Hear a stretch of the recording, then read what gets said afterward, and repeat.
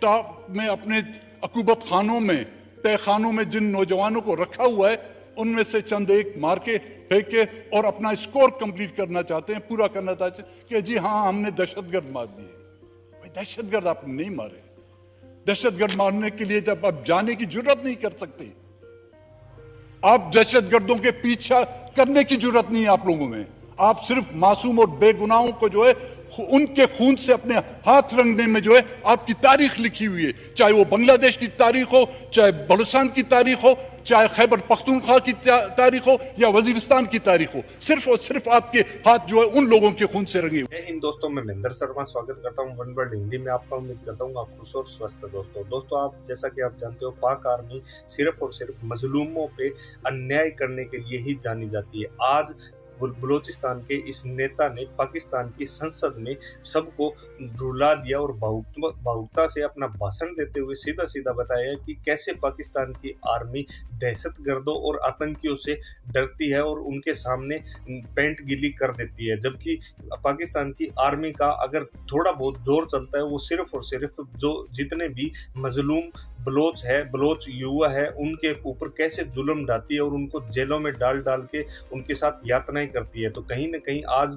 इस बलोच नेता ने बलोचियों की जितनी भी स्थिति थी वो इस पाकिस्तान की संसद में रखी, क्योंकि आज तक बलोच लोगों को कैसे कैसे मारा जाता है और कैसे गायब कर दिया जाता है उनके बारे में भी बताया। तो दोस्तों देखिए ये वीडियो, और बहुत ही भावुक करने वाला वीडियो है। तो दोस्तों देखिए वीडियो और कमेंट में अपनी प्रतिक्रिया जरूर दें। लास्ट में आपसे रिक्वेस्ट करूंगा, चैनल पर नए हैं तो चैनल को सबसे पहले सब्सक्राइब करें, लाइक शेयर कमेंट जरूर करें। दोस्तों जय हिंद, वंदे मातरम, भारत माता की जय। दोस्तों उस नफरत को दुनिया की कोई एटमी ताकत भी खत्म नहीं कर सकी, और ये नफरत इस हद तक पहुंच चुकी है जिसकी वजह से आपके मुल्क की बुनियादें भी हिल रही हैं। हम वहां पे नहीं जाना चाहते। हमारी तादाद से ज्यादा जो है आपने हमारे नौजवानों के कब्रिस्तान खड़े कर दिए। आप दहशतगर्दों के पीछा करने की जरूरत नहीं है आप लोगों में। कुव्वतें चाहती क्या है? हमें यहां से धकेल के वहां पे ले गए, वहां से फिर हम यहां पे आ गए। अब हमें कहां ले जाना चाहते हैं? हम वहां पे नहीं जाना चाहते जहां पर हमें धकेला जा रहा है। खुदा के वास्ते रहम करें, हमें उस स्टेज तक, उस हद तक ना धकेलें कि जहां पर हम बलूचिस्तान के अक्सर नौजवान पॉइंट ऑफ नो रिटर्न तक पहुंच चुके हैं। आप दहशतगर्दी को तो शायद इन हथकंडों से खत्म कर सकें। दहशतगर्दों को जिनको आप दहशतगर्द कहते हैं उनको आप खत्म कर सकें, लेकिन जो नफरत के बीज आप लोग बो रहे हैं, उस नफरत को दुनिया की कोई एटमी ताकत भी खत्म नहीं कर सकी। और यह नफरत इस हद तक पहुंच चुकी है जिसकी वजह से आपके मुल्क की बुनियादें भी हिल रही हैं। अगर इस मुल्क के वो हाकिम जिनकी जिम्मेदारी है कि इस मुल्क की बुनियादों को मजबूत करें, अगर वो खुद इसको दीमक की तरह चाट कर खोखला कर रहे हैं, तो इसके जिम्मेदार हम नहीं, पहले भी वो थे, अब भी हुआ है। जेनोसाइड, लिटरली बलूचिस्तान में जेनोसाइड हो रहा है, नस्लकुशी की जा रही है हमारी। वो नस्लकुशी जो 1970 में बांग्लादेश में की गई थी, ये मैं नहीं कह रहा, आपके हमीद रहमान कमीशन की रिपोर्ट कह रही है, ये मैं नहीं कह रहा।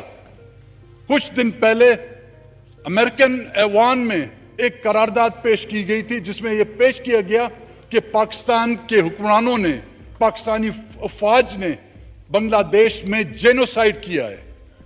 आज फिर वो तारीख दोहरा रहे हैं आप लोग बलूचिस्तान में।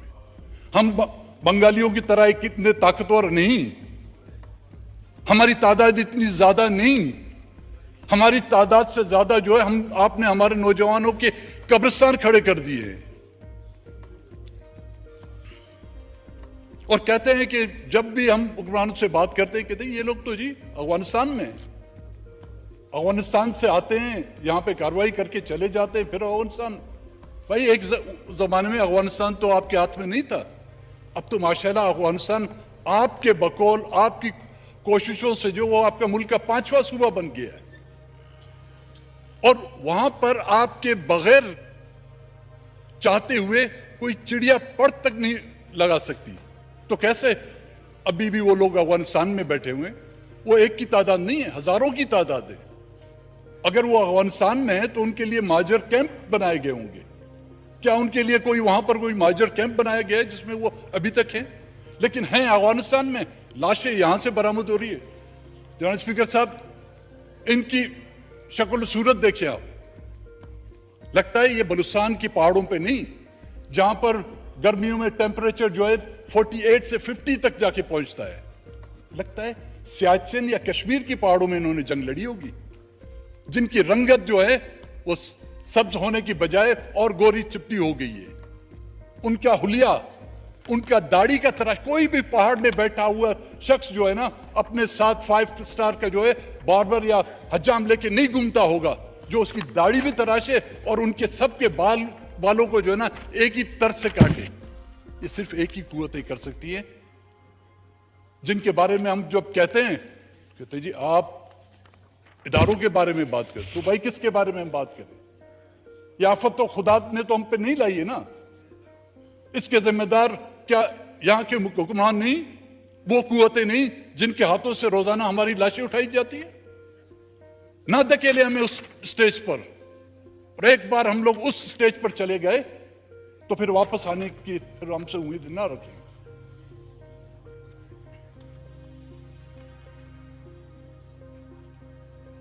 और अपनी कमजोरियों को,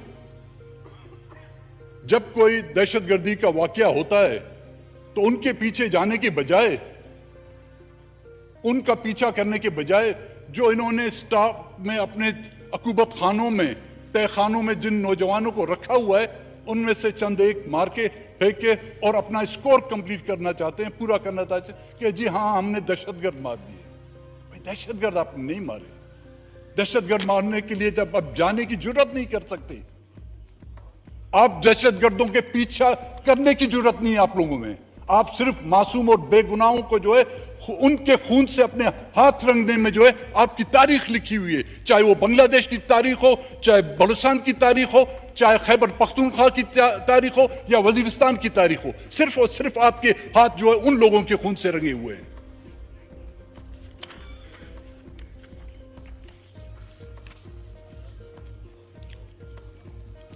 जो आपका मुल्तान का जो निश्तर हॉस्पिटल का जो वाकया, जो लाशें मिली हैं, कोई कहता है 200 हैं, कोई कहता है 500, अब अल्लाह ही जाने कितनी है।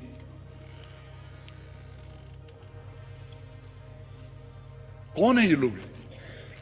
इसी मुल्क के बाशिंदे, मुसलमान हैं, इंसान हैं, किसी और मजहब से इनका ताल्लुक है?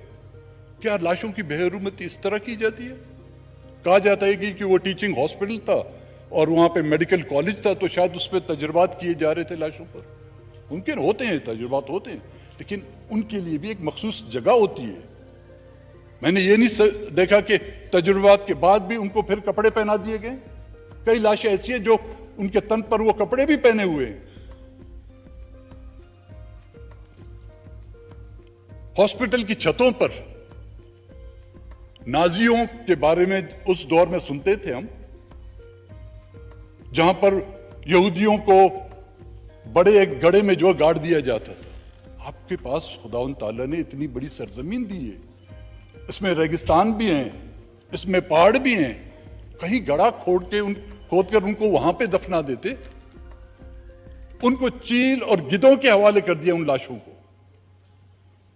अब कम से कम अगर इस पर पर्दा फाश हो गया है तो मेरी ये रिक्वेस्ट होगी कि उनका डीएनए, हर एक बॉडी का जो है डीएनए टेस्ट किया जाए, उससे मालूम हो कि वो कहां से हैं, किस इलाके से हैं, उनके रिश्तेदार कौन हैं।